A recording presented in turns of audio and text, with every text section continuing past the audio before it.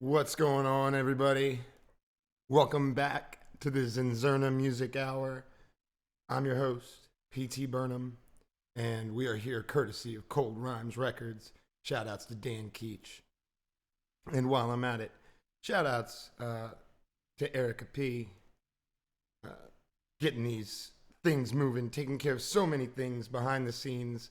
Like I've been saying, if you see her in person at a show or in the chats, tell her thank you, because helping keeping things running around here, and that's just really lovely of her. So,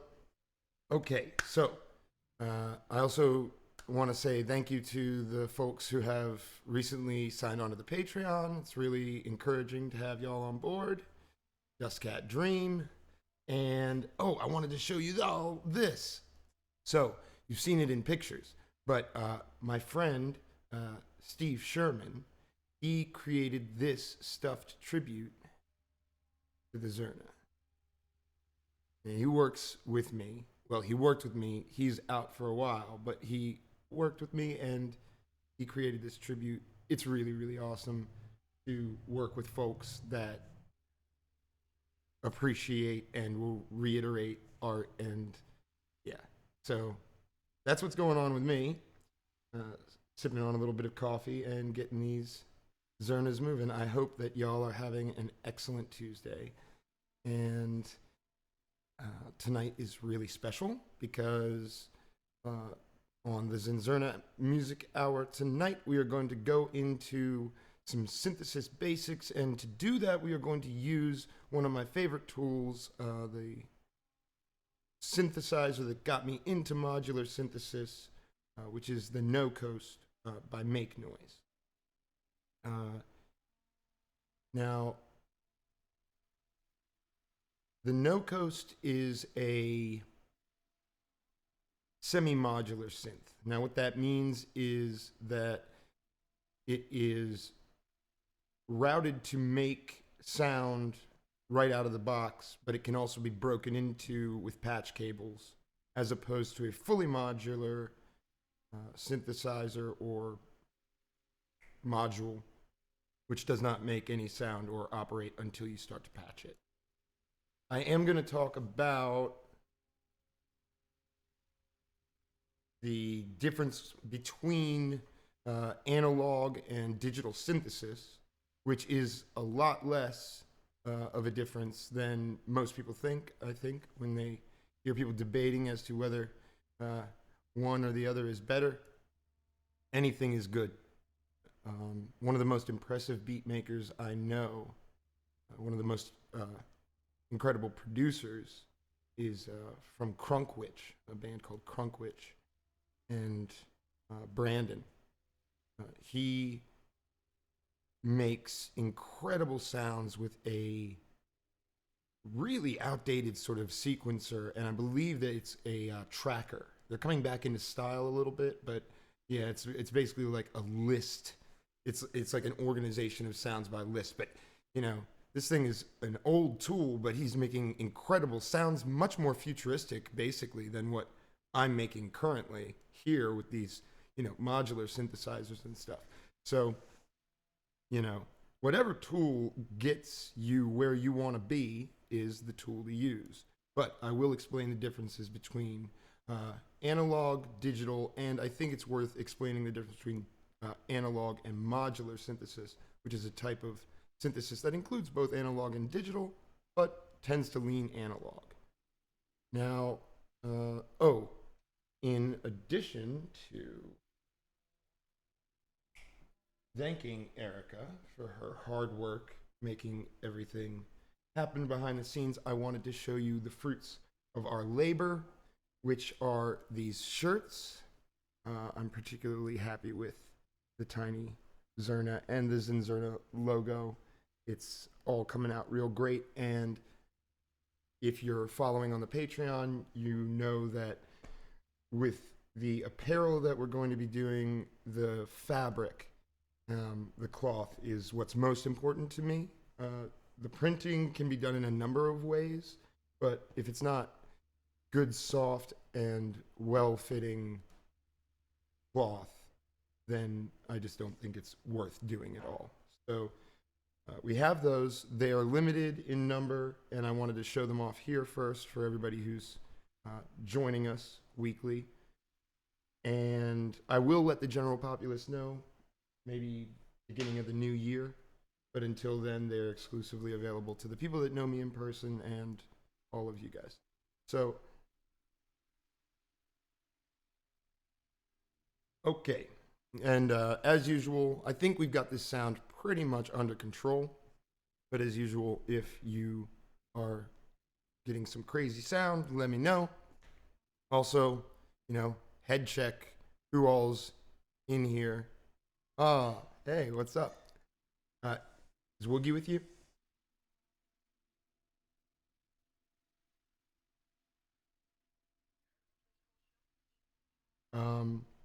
Okay, so yeah, we have shirts, and we are gonna talk about synthesis, basics. We're talking the real basics, oscillators, modulators. What's going on, Bronchimod? Bonchimod? What it do? It do a lot tonight. We are gonna make a lot of cool sounds happen, and talk about a lot of things regarding music. Woogie does represent. I'm so about these cats. If anybody is watching, oh, what up, Joe? Joe, super awesome. Okay, I can't wait for you to hear what I'm doing here. Excellent. I'm really glad to have you with us. And yeah, that's what we're going to be talking about.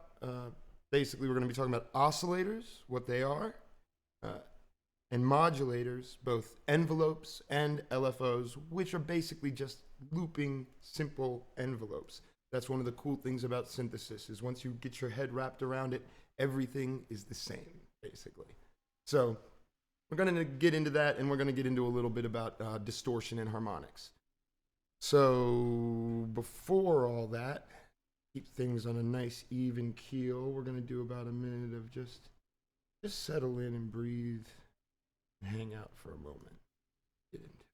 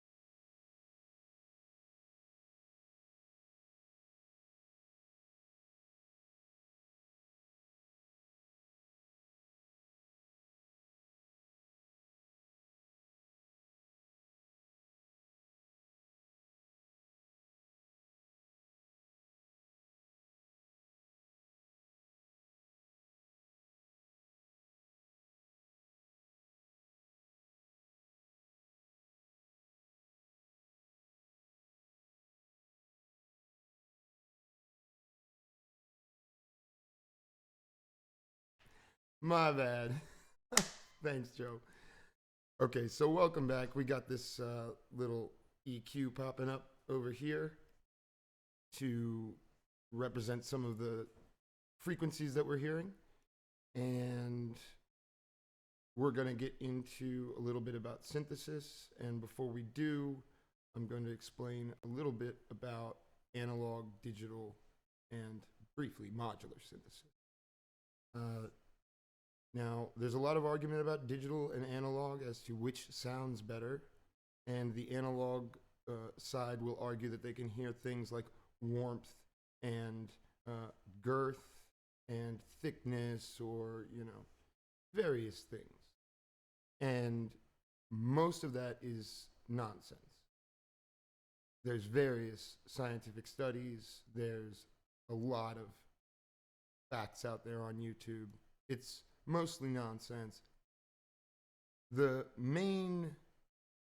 difference between analog and digital is basically simply that digital traditionally uses wavetables, which means that a cycle of a waveform, a single cycle, is looped and then manipulated.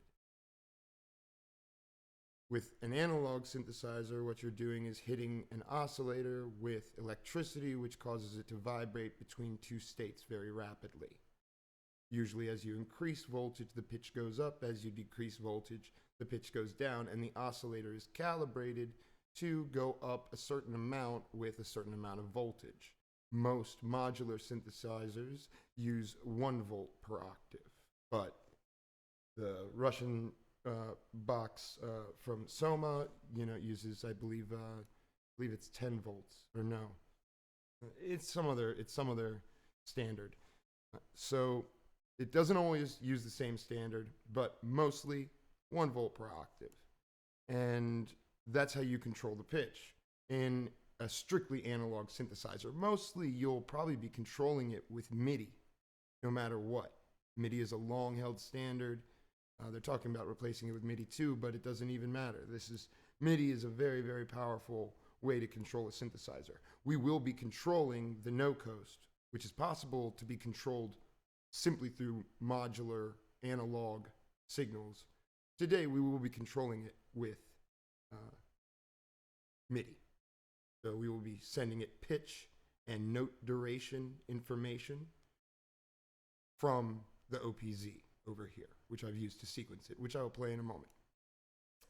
So with an analog synthesizer, what you're doing is basically activating electrons by hitting them with electricity, and that's a lot like the hit of the fingers on the string of a guitar. And most of the time, an oscillator is constantly going in the analog synthesizer world. And then what you do is take that constantly on, it's like a ooh, you know, or whatever pitch it's making, or noise, or whatever sound is happening. And then that constantly on signal is then shaped by what's called an envelope. And we will get into envelopes later. So I will show you briefly what some of this stuff is all about. So I guess to wrap up about the analog, digital, and modular, the only thing really that is different with analog is that a lot of times it tends to be physical, or it has to be physical basically, as opposed to digital, which can be software. Or digital can also have a lot of menu diving into the computer that's under the hood, generating the waveforms and doing the effects. I tend not to like menu diving or using strictly software because I like to have the hands remember what they're doing on a machine. I think that the intuitive nature of the hands and the emotion that's flowing through the hands is really a lot of what the magic of music is. So I like to keep those hands involved. And something like the no coast has no menus. Each knob is going to do only what it does every single time. It may have different results based on the relationship to the knobs around it, but all of that is solidly set into the state of the chips underneath. It's not variable by menus or anything like that. So I actually, oh, here we go. Let's see, I'll show you this oscillator. So I like analog synthesizers because they're hands-on and they don't have menus. Modular synthesis is not necessarily analog, but a lot of times it leans that way. But its distinctive factor is that it uses patch cables of some sort to break connections within the circuitry and send them to different places. As I was saying before, some or all modular, strictly modular stuff does not work until you patch it. The MakeNoise is a desktop synth and a semi-modular synth, which means that you can break into it, but it is also, as you can see with these gold arrows here, sort of patched.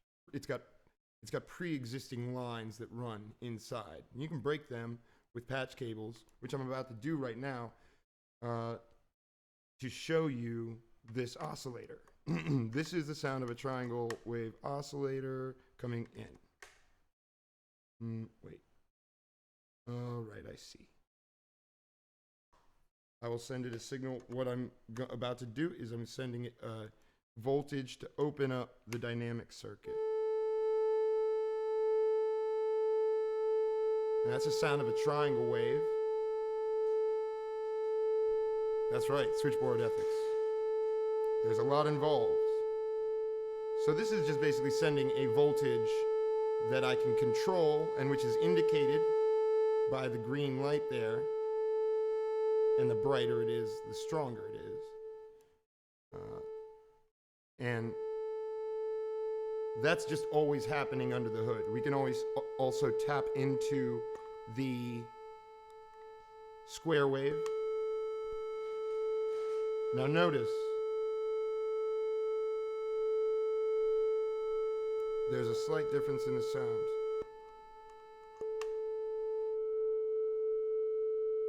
Triangle wave. And my apologies. Previously, those were not pure sounds. They were also running through the overtone circuit, which I will get into in a bit. In fact, I think I'm going to reverse in a moment and do a brief intro on the no-cos. So that's just always happening under the hood. And it's how we shape that tone, that oscillator, and sometimes fold the wave itself to cause harmonics and sequence it in terms of pitch and tone that makes it interesting and excellent. So right now, I guess what I'll say is that the no-coast, which we will be using, is made by a company called MakeNoise, which is based in Asheville, North Carolina. If you're around that area, you should go visit them. They are incredibly excellent people, and to me, guys like Tony Rolando, who runs MakeNoise, are just the rock stars of my mind, because for the most part, I don't really get gaga over a lot of music makers, a few maybe, but these synth makers are just so they're just wild with the intelligence. So yeah, so that's who makes this machine. And let's see, let's intro it.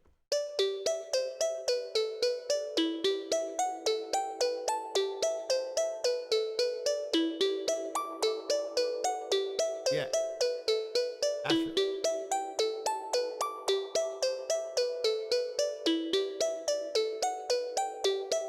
So this is gonna be fun. I'm gonna show you some stuff.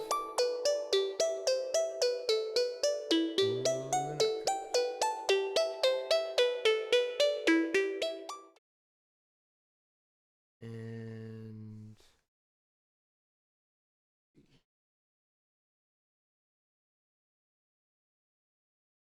this is going correctly.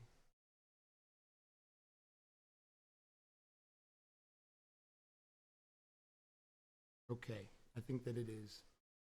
So let's intro this thing, which can look totally wild and alien as you see it here. I'm hoping to demystify it a little bit and then go over some synthesis basics with it. If this works, what I'm going to show you, it helps to think of the no-coast instead of a single machine, you can think of it as some separate modules put together and pre-wired in together. And this is a list of those modules. So you have what I call the control module here, outlined in purple. It's basically where you get your MIDI in or your control voltage and tell the synth what to play, what pitch to play, and for how long. You can do a number of other things, but we're not even going to worry about that. Next to the right, outlined in green right here, is the timing, and it's like timing up here with some random data coming out of this pinhole here. And as I showed you earlier, this takes in a signal or can generate a signal and then can determine the strength of that signal and how much is coming out of these guys here. So that section is all about timing and a little bit of control. If you're, everything but pitch and duration.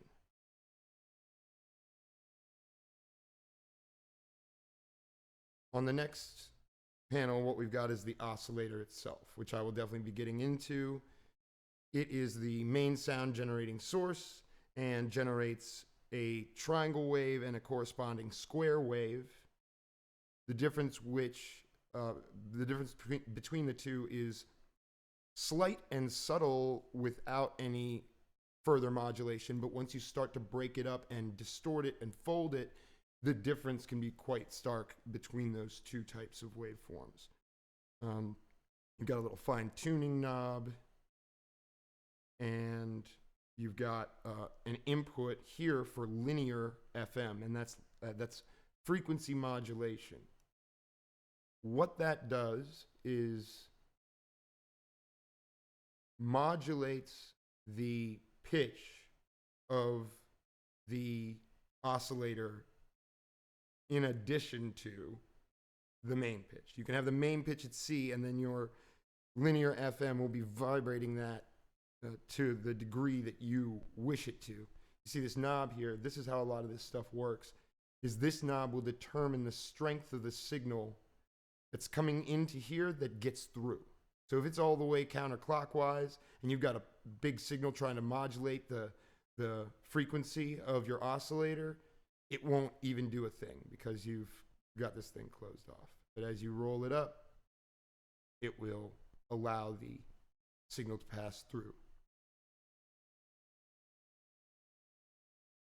So that's linear FM, and FM synthesis itself, which is used for a lot of things like bells and drums and stuff like that.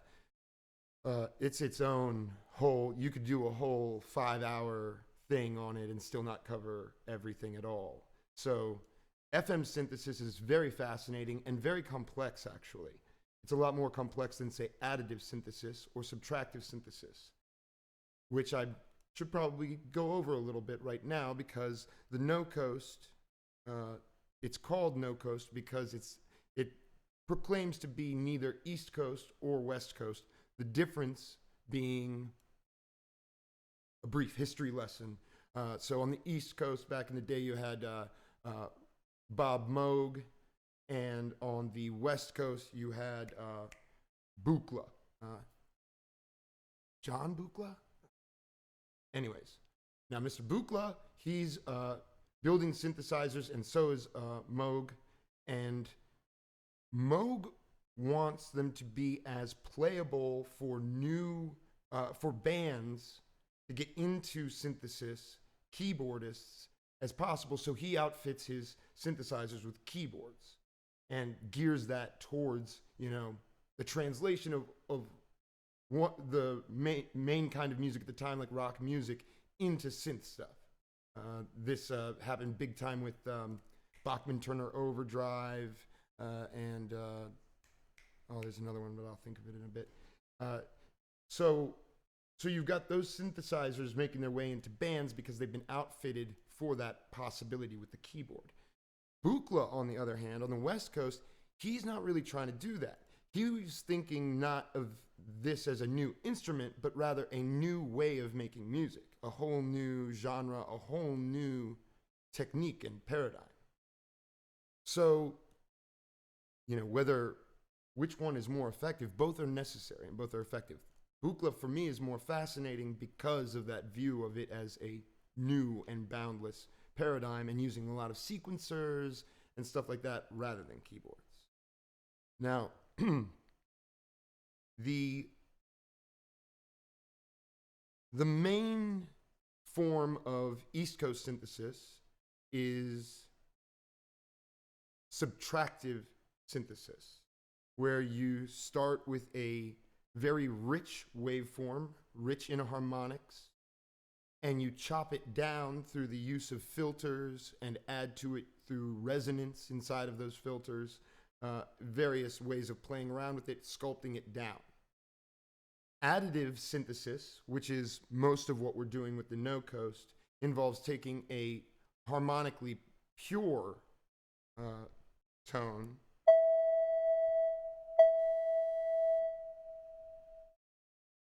and then adding to it by folding it and mathematically distorting it through circuitry. None of this is digital or programming. It's all through various circuitry, various chips, things purpose-built for that sort of thing. So that's what we've got in that oscillator. And we're going to move on to exactly what I was just talking about, this distortion. The overtone circuit and the multiply circuit work together to cause harmonic distortion to the simplified waveform. So this simple waveform runs through the overtone circuit and is sort of crushed and folded mathematically in different ways, causing different types of harmonics. Up here you've got even. It's too small to read from where you guys are, but up in this is even, and then down at the counterclockwise is odd, and there's everything in between, including these exclamation points, which not only are far up on the even and surpass it, but also then add in a little bit of this slope circuit here, which I will get into the slope circuit later when I'm talking about, envelopes and LFOs.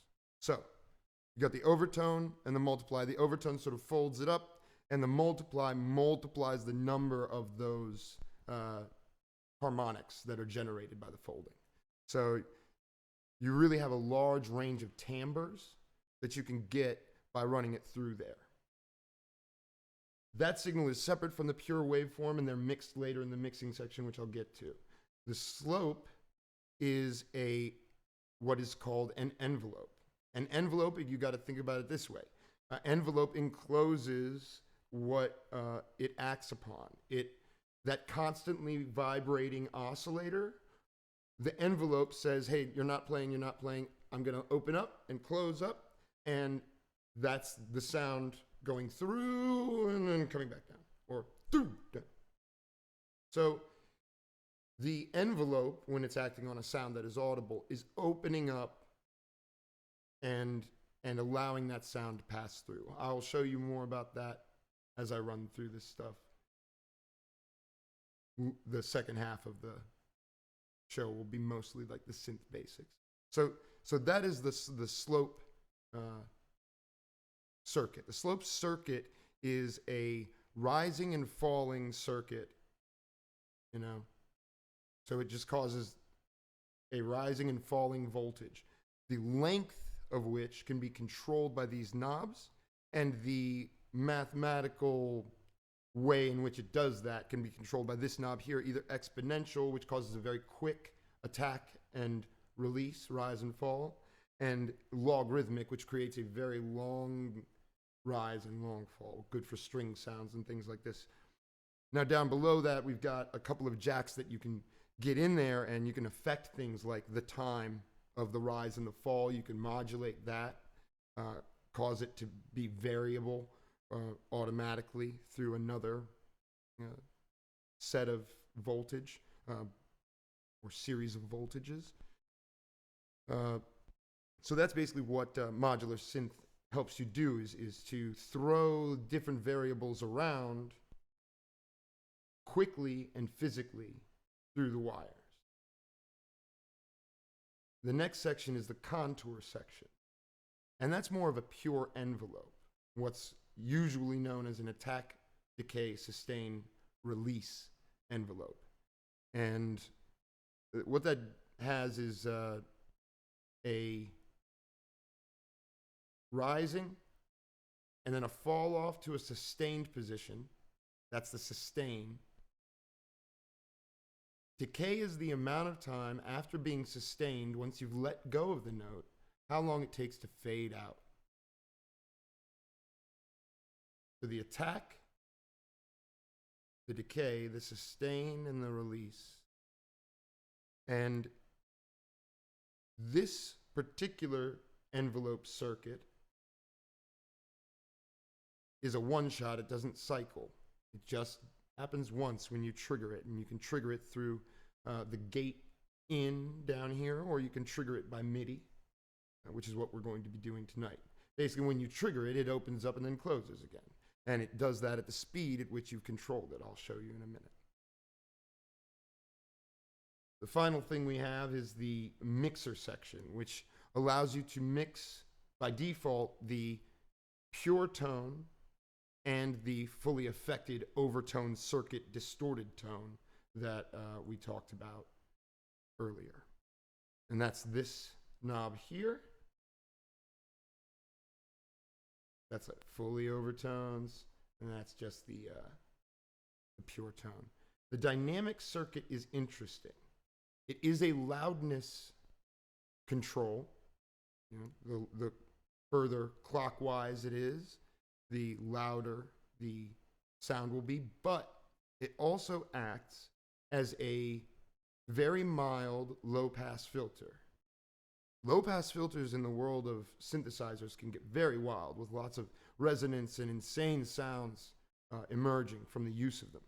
But this low-pass filter is not for that. It's just for shaping the sound dynamically. If you can imagine, as it opens up, what you do is you hit it with one of those envelopes. It's closed until it gets hit by the envelope, and then it opens up and closes. This one, as it opens, it lets the sound through, but it lets the sound through at a dynamic level with less high frequency material coming through at the counterclockwise edge and more frequency, basically the full sound being available at the far clockwise edge. So if you can imagine, as that opens up, it doesn't just make it louder, it also allows more frequency through, which gives it a very realistic feel. And of course, that effect can be varied. You can have it basically not at all. You can make it fully open almost all the time and make it so it isn't very dynamic. It's just straight flat. Or you can tone it down and get a very dynamic sound with the soft sounds being quite low pass filtered and the louder sounds being fully open. This is an important part of what you're playing. This, the dynamics put together with the overtone and the multiply, give you 80% of your feel. I'm going to start up the sequencer now. This is going to be fun, I think. I don't know how loud this is going to be, so I'm going to start with the dynamics way down.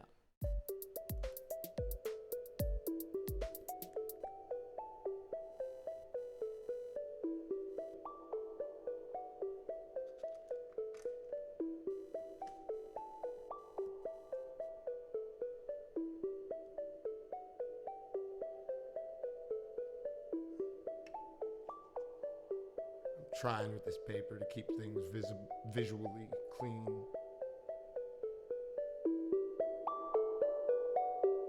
You hear how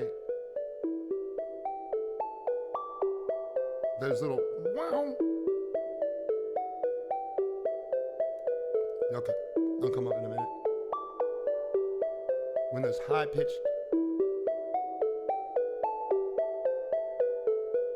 and right now What you're hearing is not the dry sound, because I like reverb. Reverb on synthesizers is very powerful. Without it, it sounds like this.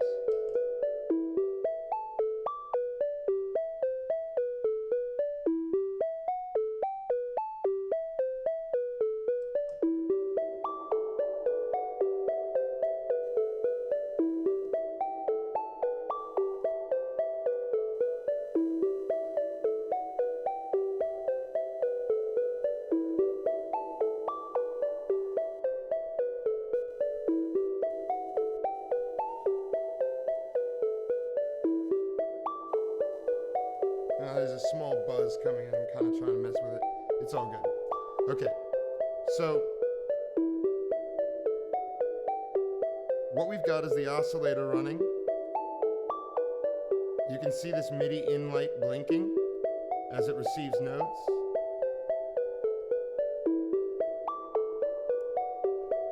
So right now I've just got the pure tone playing. And I'm going to slowly bring in the overtone circuit tone so you can hear what happens when this thing gets distorted through it.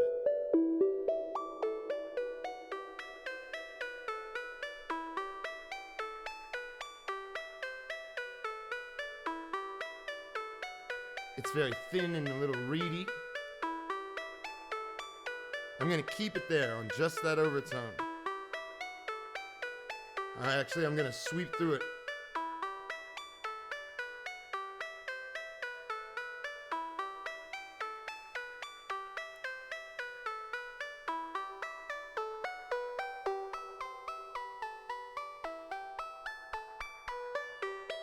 Now this is the even overtones. The odd overtones make it sound hollow, bell-like. It doesn't sound too bell-like yet because my envelope has a slow attack. But I'm gonna make it a quick attack in a minute, and it'll sound even more bell-like. Watch this.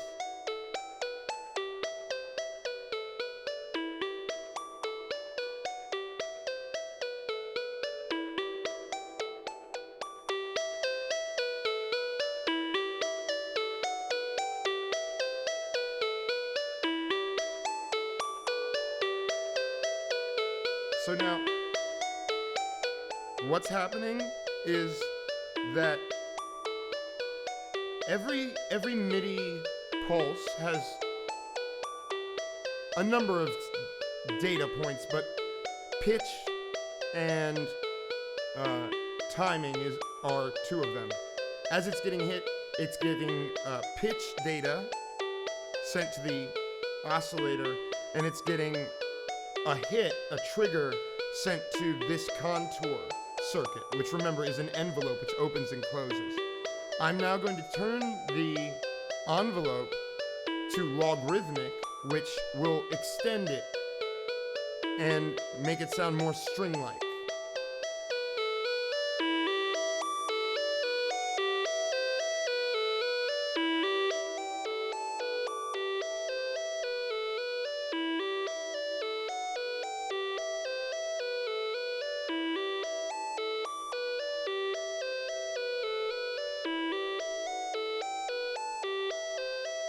So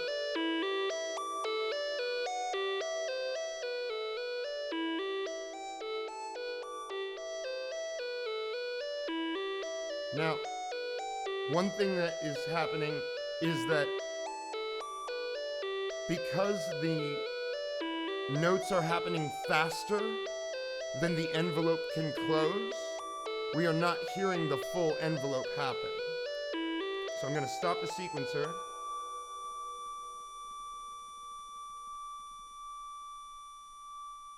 I think something was okay. So now we are just hearing the no coast go through its envelope. You hear how long that is? That's just one note. I could take this down and stop it.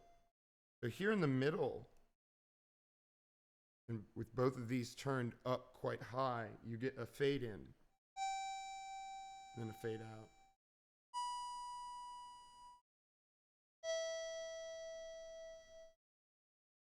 And with it way counterclockwise, you get a very long fade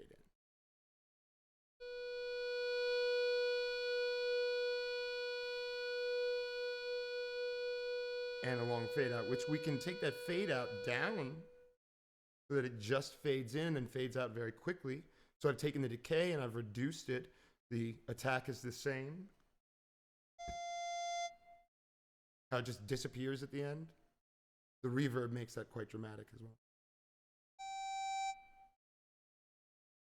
So it's a lot of control with an envelope. You know, how fast it comes up, how fast it comes down, and the sustain level. And the sustain level determines what level it continues at after the decay. The attack brings it up to full volume, and then it comes down from full volume to whatever level you've set at sustain. So here we're going to set the sustain at 100%, and it just whines. But if we turn the sustain down and the decay up a little bit, which what we should hear is it goes loud and then comes down and then sustains.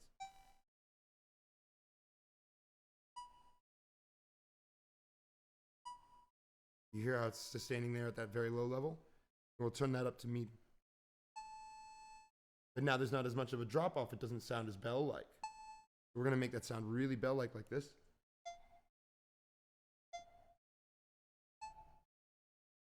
And we're going to turn it up on the dynamic circuit so that it's got a nice high end.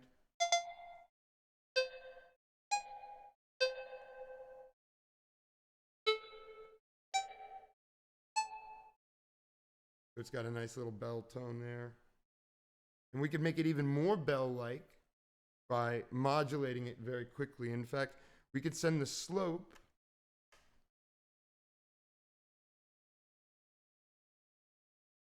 to the linear FM. And one thing that's very nice about the no coast is the slope is also an envelope, but it's a very simple envelope. It just goes up and down. However, when you cycle it, it just goes up and down, up and down, up and down, up and down. So forever and ever. And that is what is known as an LFO, a low frequency oscillator. It's not something that you usually hear, although you can hear it. And sometimes you can make an oscillator go so low that you can't hear it and it becomes a low frequency oscillator. So you see, there really is no difference here on a modular or an analog synth between a audible sound and an inaudible sound other than, you know, the actual pitch, the length of the waveform. We cannot perceive the low end stuff as sound, but it can still modulate things. And I will show you something. Actually, I will show you this first. I'm going to vary the pitch, but slowly with the cycle. One thing that I like, the no coast is capable of cycling this waveform. And what I like about the no coast is that it has these lights that help you see what's happening exactly. So right now you can see that slope occurring.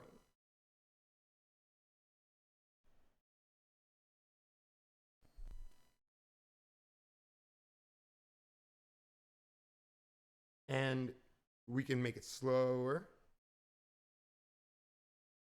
sort of pulsing in and out. So watch that light as it dims and then comes back. We're going to make it slightly quicker so you can see what's happening. See how it's pulsing now? So that's pulsing away, and we're going to go ahead and play a note. We're going to bring its sustain level up so that we can hear it.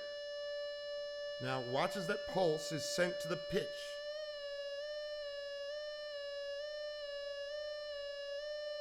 Now that's interesting. You can get a little siren sound, but the real crazy fun comes when you modulate this at a very quick rate, a rate that almost itself is audio level rates.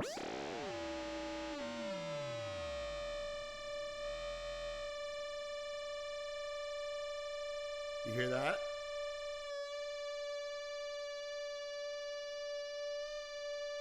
How it's very bizarrely distorted. Let's run the sequence with that running.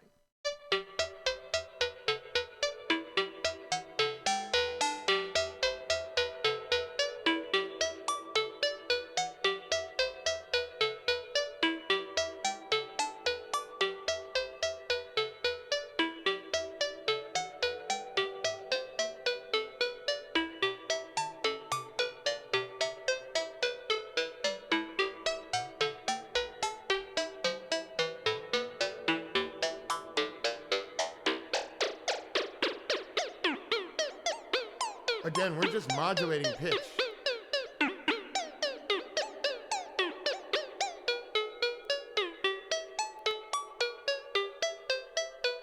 You can also make the pitch drift around by making it really slow. So basically this envelope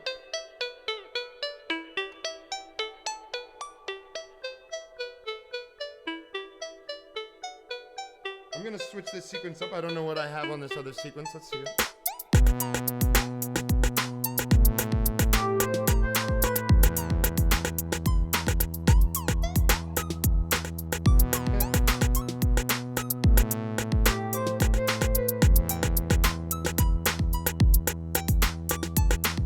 Now I've kind of randomized.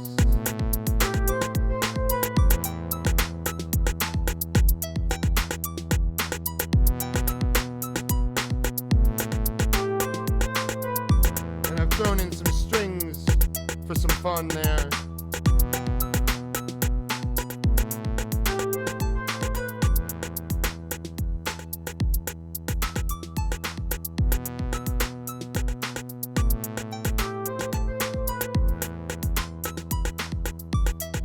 Now I've randomized the playback.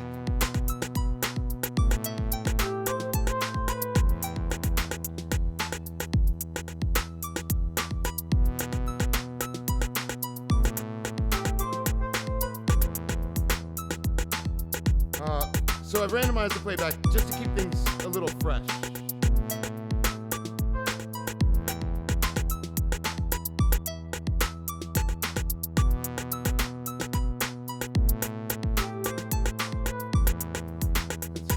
Okay, so now I'm going to turn that decay way up, so it's going to start extending way out.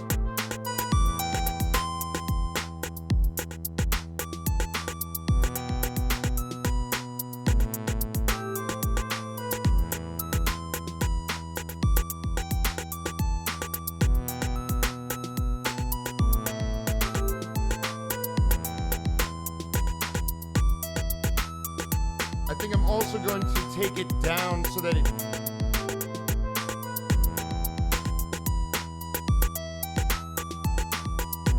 I'm going to take it down a little bit so that it doesn't move as quickly, which is easy to do with the OPZ. I like the OPZ for this reason.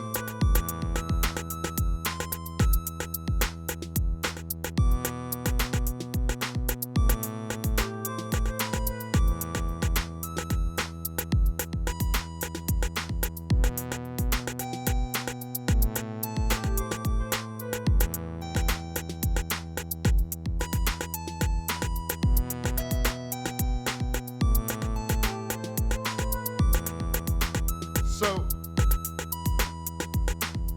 if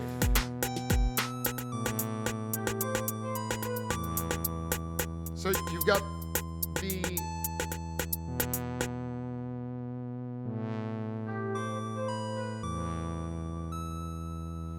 the contour controlling the volume, the loudness.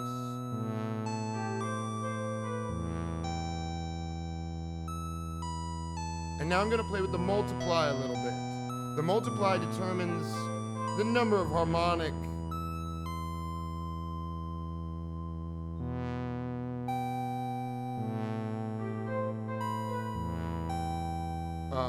occurrences there are. Like if it's folding, how many times that happens.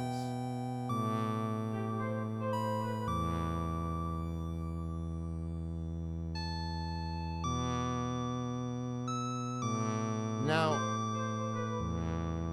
we were using that cycling slope to modulate that linear FM earlier. But let's take that same cycling slope, keep your eye on that green light there as it goes on and off. We're going to use it to modulate the multiply circuit. It is naturally hardwired to modulate the multiply circuit. What it does is it runs through the same thing that the linear FM had. Well, not exactly the same thing. This knob, which allows me to control the amount which comes through of any signal, the amplitude of a signal that comes through, basically, is called an attenuator, or an attenuator, and it attenuates the signal. The one before the multiply circuit here is special. It's actually an attenuverter. To the right, you will control the amount of signal that happens and let it through. To the left, you will let more through, but inverted. So right now, it's...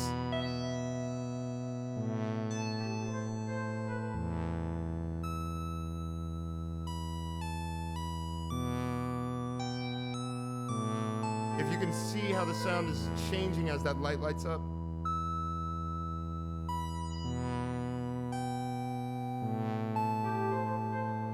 We'll make it a little faster so you can hear it pulse.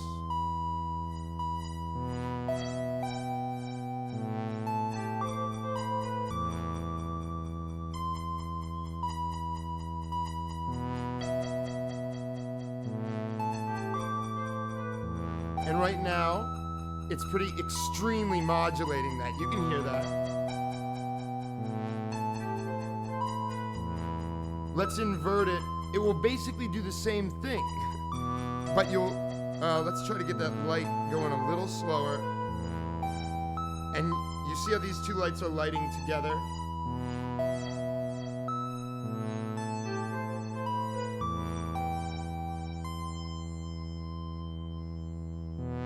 Well, it's hard to see on the screen, but they're lighting together right now, and if I invert it,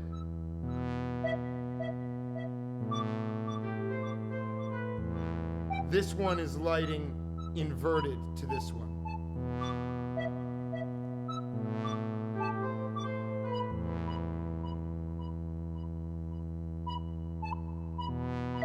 I really like that a lot.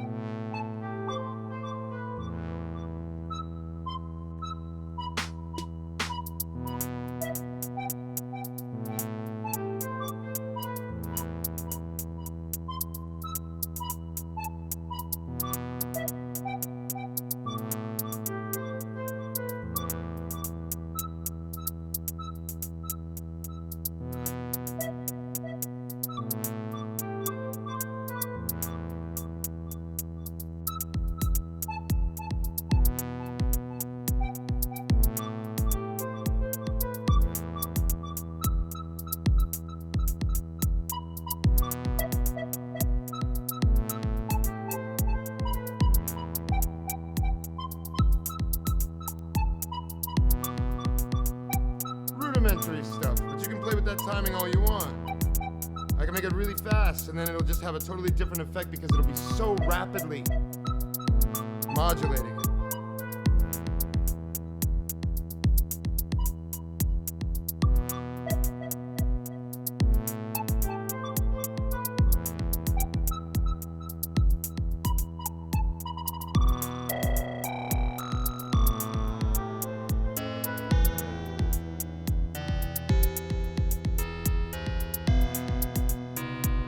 That weird bell sound, that's because when you modulate something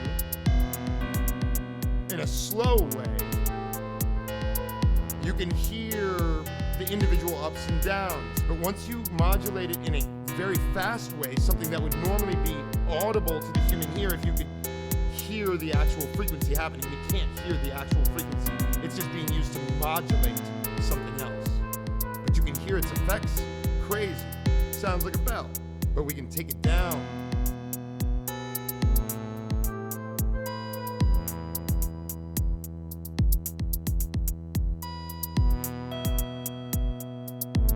So now it just sort of sounds like a bell. More bell-like.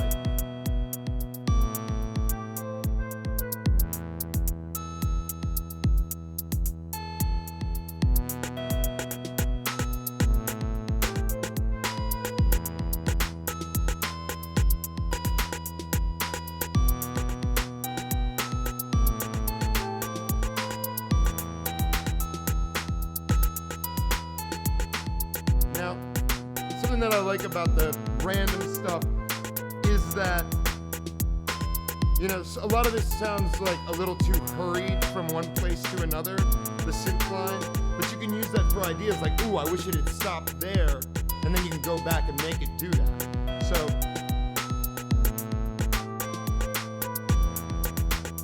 I don't think I have anything.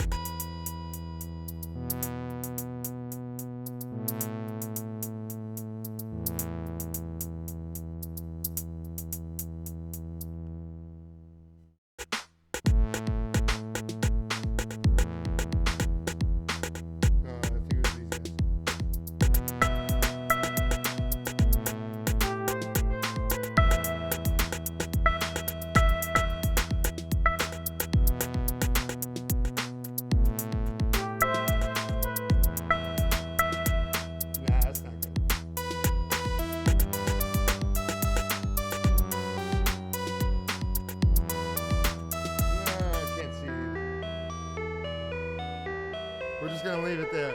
And I mean, we're already kind of running out, so we covered a little bit about modulation tonight, about LFOs. Viz, what up? Good to have you in. One wizard to another. Happy daily. And I guess we're winding it down.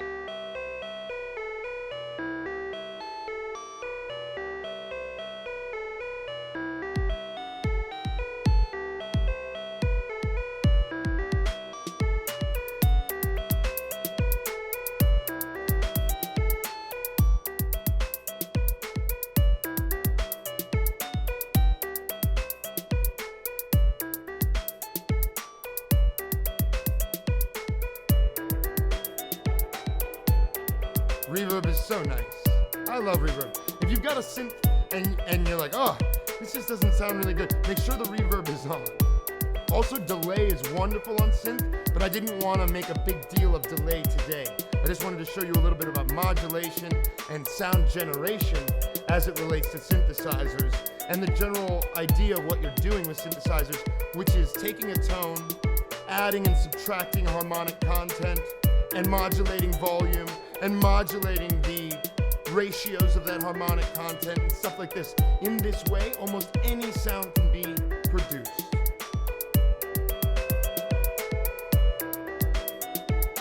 Let's bring that original tone back in for fun. Don't worry, Viz. For the next week, the archive of this video will be available. So, for the next week, you'll be able to see it. And I'm having a little bit of trouble with YouTube. They're only letting me, store videos that are 15 minutes long, which is tough. So I can't get whole episodes up there. Luckily, we got Erica, as always, on the case, and she's editing them down as best she can. But it looks like I'm gonna have some kind of subscription to something to store these videos. I might be just building my own website, we'll see. But that will be available to the folks on the Patreon, to everybody on it, no matter what tier you're at, will be this full archived in HD situation. So there's also gonna be a lot of stuff. I plan on making some basically like video manuals to a few pieces of these gear.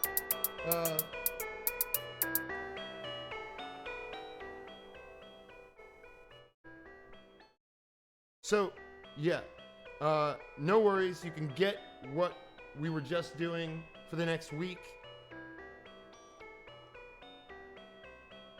And yeah, I guess we are rolling over the time limit. Feels good. And we're rolling over the time limit to say that next week we will be continuing this with a focus on the jam. I'm not sure if Aaron Brookshire is in the house. Last week he was doing some things with Artemis, and this is actually in the same key and general pattern as that original beat. So this is a sort of like second part to that beat. And I think we're just gonna make a long form kind of jamming beat with various vocalists over it and have that track be the Dust Cat Dream track. We might split it up into multiple tracks. We'll see how it goes. But to recap, synthesis is awesome. We're gonna be doing more of it and getting a little bit deeper into some of the aspects next week.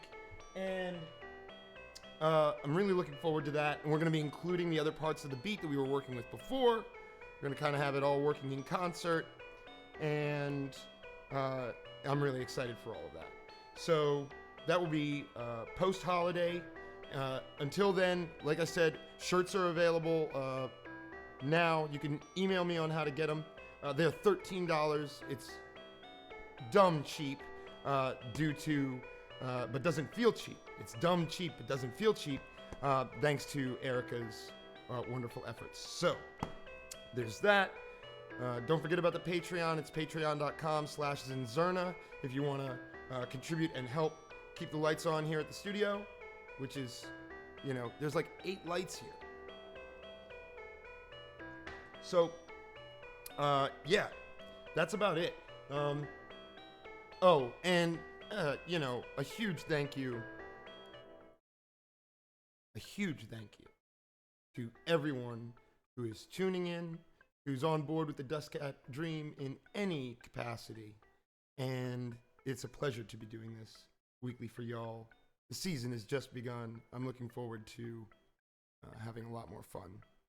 And yes, this is good evening.